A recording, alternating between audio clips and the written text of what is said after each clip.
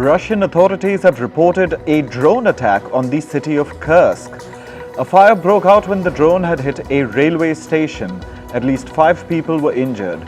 Russia added that Ukrainian drones had struck 3 separate regions on Sunday. 2 of Moscow's airports were temporarily closed to divert flights. The Rostov region also reported a drone strike. This region shares a border with Ukraine. Danish Prime Minister Mette Frederiksen has said that the country will supply Ukraine with 19 F-16 fighter jets. 6 of these fighter jets will be sent around the new year. The Netherlands has also promised to provide Ukraine with F-16s. The country has a total of 42 F-16 fighter jets in its fleet, and it's not known how many will be given to Ukraine. This is the first real pledge by Ukraine's allies to provide it with the jets that it's been demanding for months now. Turkey's President Recep Tayyip Erdogan met with Hungarian Prime Minister Viktor Orban in Budapest on Sunday. The 2 leaders discussed bilateral ties and cooperation between the countries. Reports say that Erdogan and Orban also discussed Turkey's accession process to the European Union, among other regional and international issues of common concern.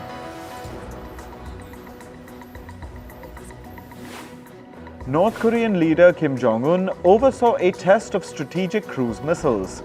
This comes as the United States and South Korea kicked off their annual military drills. The drills have been named the Ulchi Freedom Shield. It's designed to enhance the 2 countries' joint response to North Korea's evolving nuclear and military threats. Pyongyang sees the latest drills as a rehearsal for war. Taiwan's defense ministry has released footage of its fighter jets taking off for combat air patrol. This comes a day after Beijing carried out military drills around the island. Taiwan said that 25 Chinese Air Force planes crossed the Taiwan Straits median line. This line served as an unofficial barrier between the 2 sides until Chinese military aircraft began regularly crossing it. Pro-coup demonstrators marched to Niger's capital Niamey on Saturday. They called upon foreign powers to engage in diplomacy with their military rulers. This comes as the country's new ruler, Abdurrahmane Tiani, called for a 3-year timeline to reinstate constitutional rule. The West African regional bloc, ECOWAS, recently doubled down on its threat to use force as the last resort to restore democracy in Niger. Cambodia's King Norodom Sihamoni inaugurated the country's new parliament on Monday. This comes weeks after Cambodia concluded its general election in July.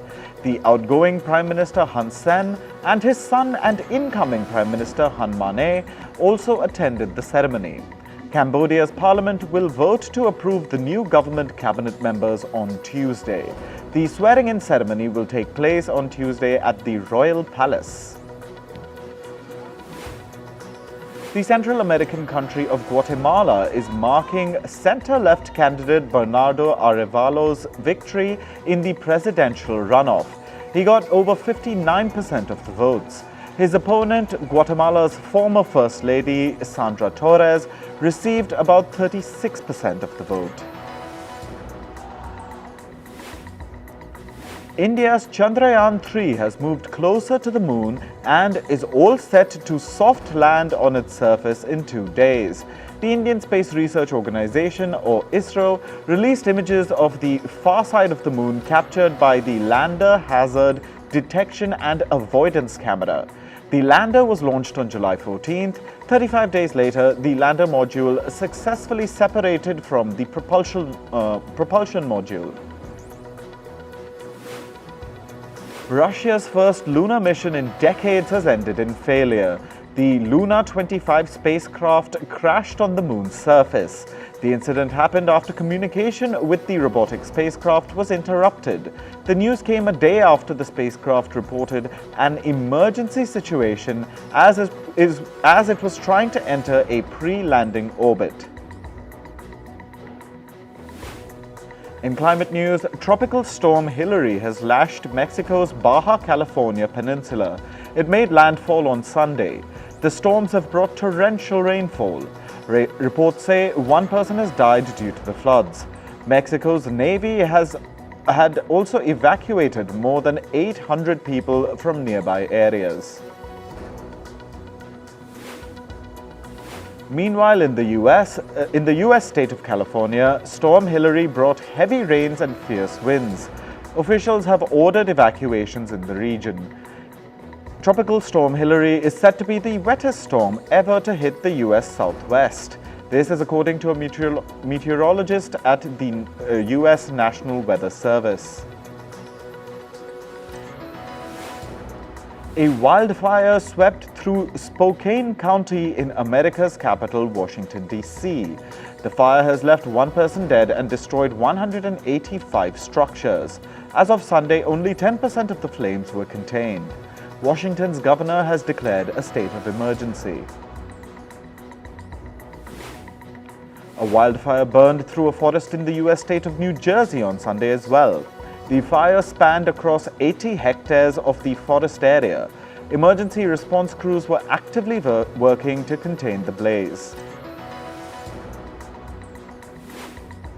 In the U.S. city of Maui, the search for victims continues. Rescue teams with dogs have sifted through the charred remains of the Hawaiian city. Earlier, Hawaii's governor had said that the death toll was expected to rise further. Canadian Prime Minister Justin Trudeau has called the country's wildfire situation extraordinarily serious. He said that the federal government is actively coordinating with regional and local governments. This is to protect residents and property. He also vowed that Canada's government will help rebuild the fire-hit communities. Meanwhile, Canada's British Columbia has declared a state of emergency. The province has ordered the evacuation of 15,000 families in the region. Officials have urged the public to cancel non-essential travel to fire-affected areas. The World Meteorological Organization has warned that the summer of extremes is still ongoing. This comes as several European countries brace for a new heat wave. Meanwhile, heat and dry weather have contributed to unusually severe wildfires in Canada. It has also led to extreme wildfires in the U.S. state of Hawaii and Spain's Canary Islands. Sea levels in the Southwest Pacific are rising faster than the global average. This is according to the World Meteorological Organization. The WMO has said that water levels were rising about 4 millimeters per year in some areas. This is a threat to low-lying islands in the region. Over time, this could lead to the islands getting flooded.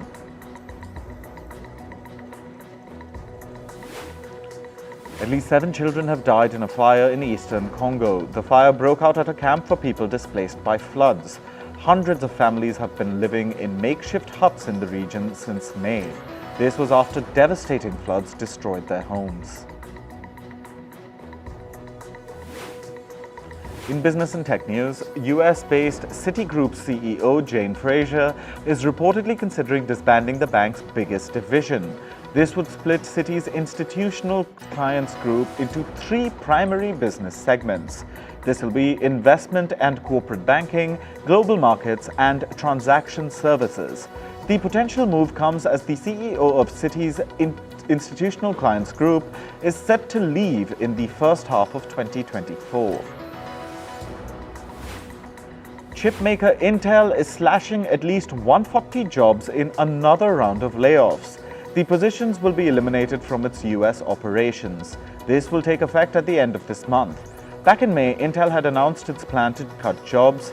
It had then said that the move would help the company mitigate costs amid a challenging macroeconomic environment.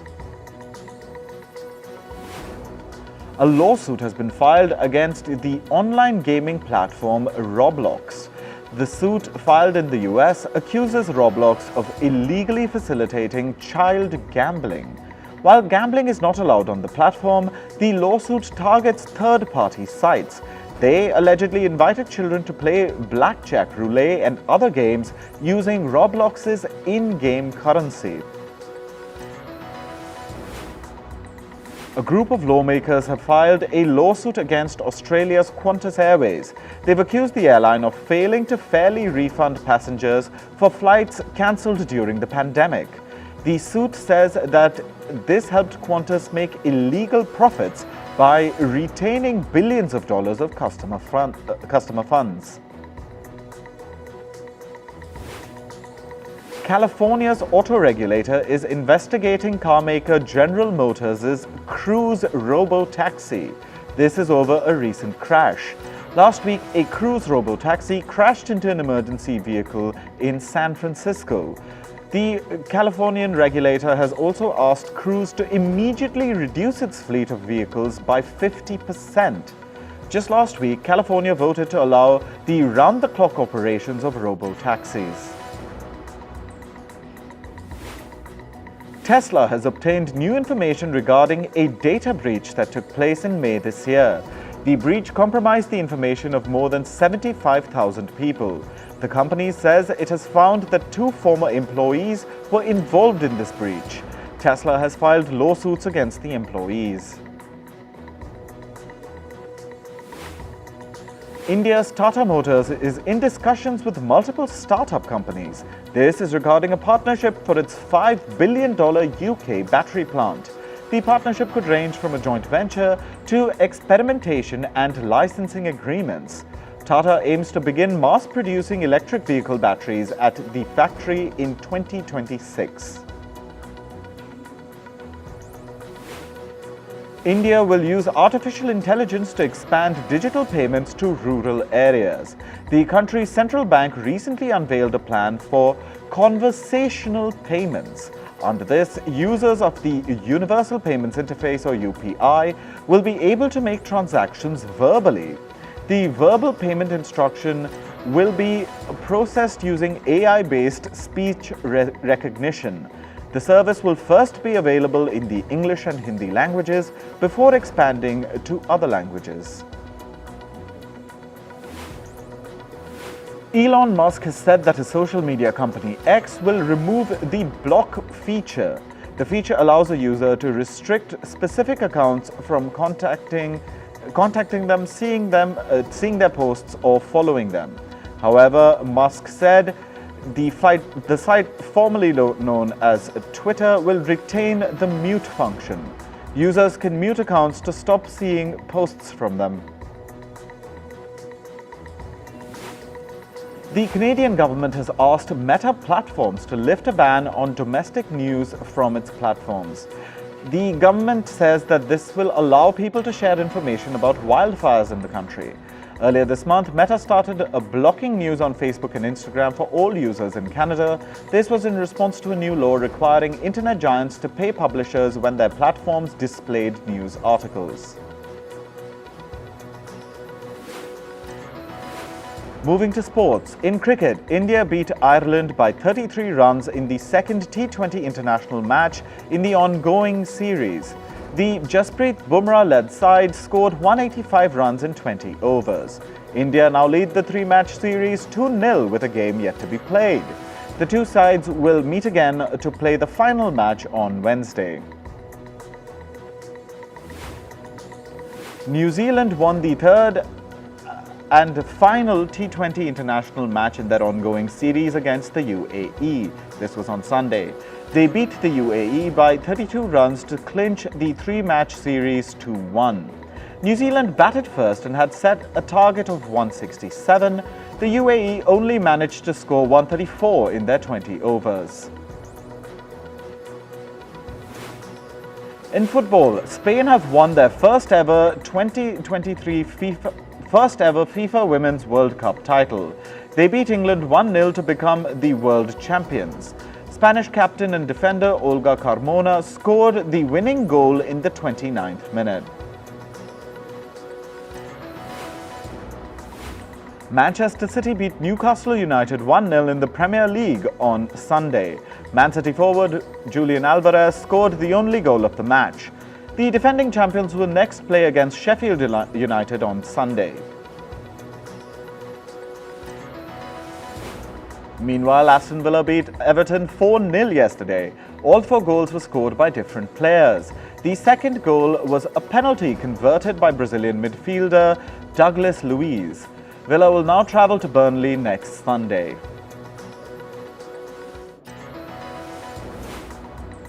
West Ham beat Chelsea 3-1 in the English Premier League. West Ham opened the scoring with a header. Chelsea levelled the game in the 28th minute. But the Hammers put 2 away in the second half, taking the game away from the Blues. West Ham's next match is against Brighton on Saturday.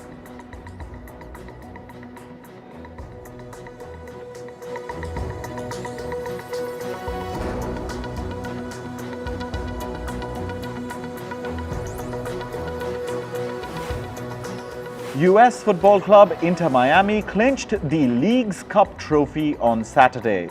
They beat Nashville on penalties. Lionel Messi gave Miami the lead with the opening goal in the 23rd minute.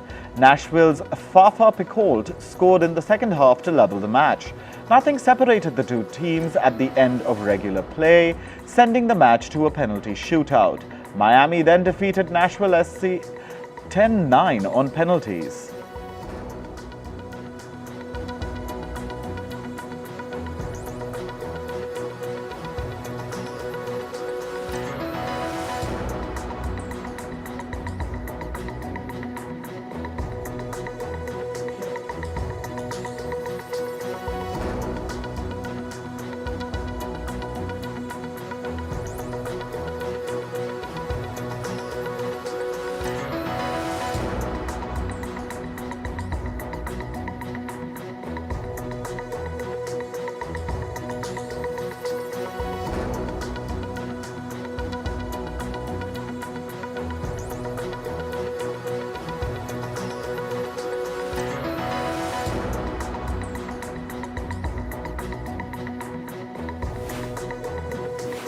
Meanwhile, American Coco Gauff clinched the Cincinnati Open women's title. Gauff beat Karolina Muchova of the Czech Republic 6-3, 6-4 in straight sets.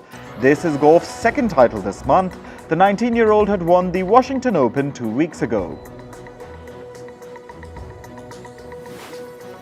America's Noah Lyles won the 100 meters race at the 2023 World Athletics Championships in Budapest yesterday. Lyles reached the finish line in 9.83 seconds. This is the fastest 100-meter time clocked this year.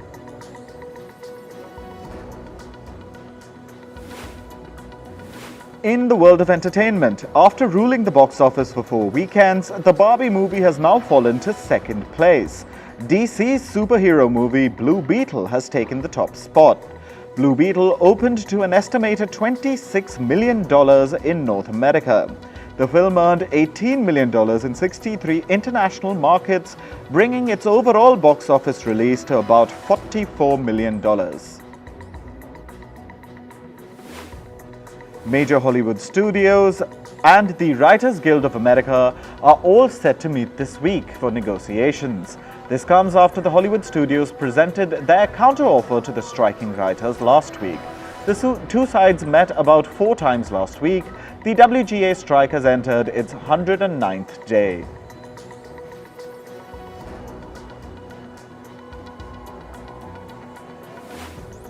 Singer Miley Cyrus's mother, Tish Cyrus, has remarried.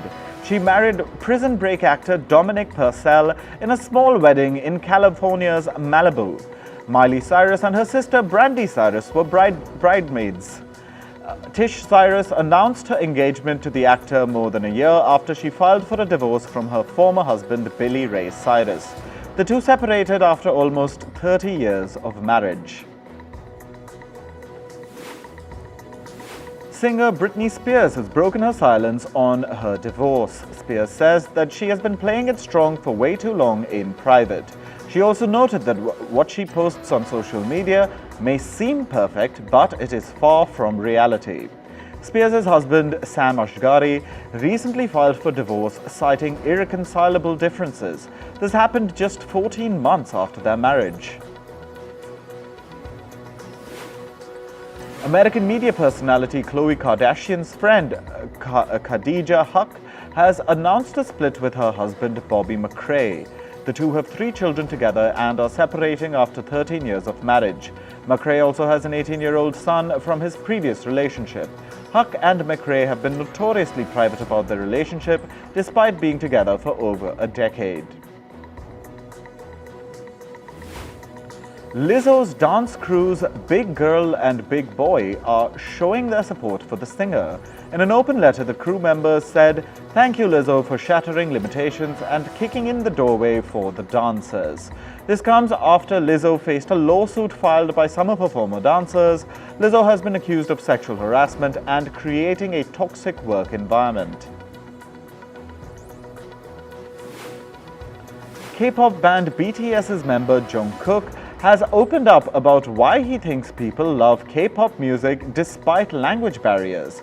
He said K-pop is a pleasure to the eyes and the ears.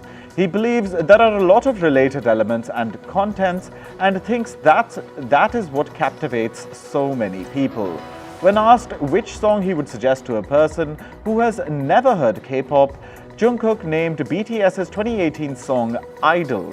He said the song has a powerful vibe. Meanwhile, another BTS member, RM, has shared a powerful message with fans worried about gaining weight. RM said, "It's okay, the weight always comes and goes, just look at me." When interacting with BTS fans, nicknamed the Army, RM also answered questions related to stress. He said, "Every day is a test." Internet personality Lil Tay's mother, Angela Tian, has broken her silence over the recent death hoax involving her daughter. Talking about the custody of her children, Tian said, and I quote, "This experience has put us in a constant state of severe depression." Tian and Tay's father, Christopher Hope, have been engaged in a custody battle for several years now. The latest statement comes days after Lil Tay and her brother were announced dead on social media. A few days later, Tay confirmed that she is alive and safe. Actor Ron Cephas Jones has died aged 66. He died due to a long-standing pulmonary issue. The actor was famous for his role in the hit drama series This Is Us.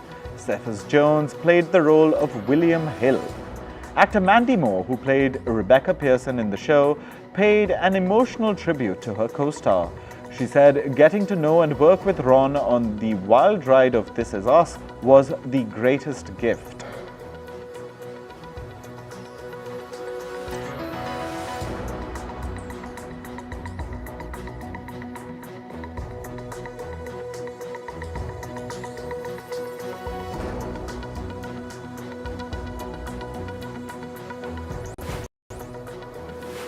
A Ukrainian drone smashed into a building in Moscow.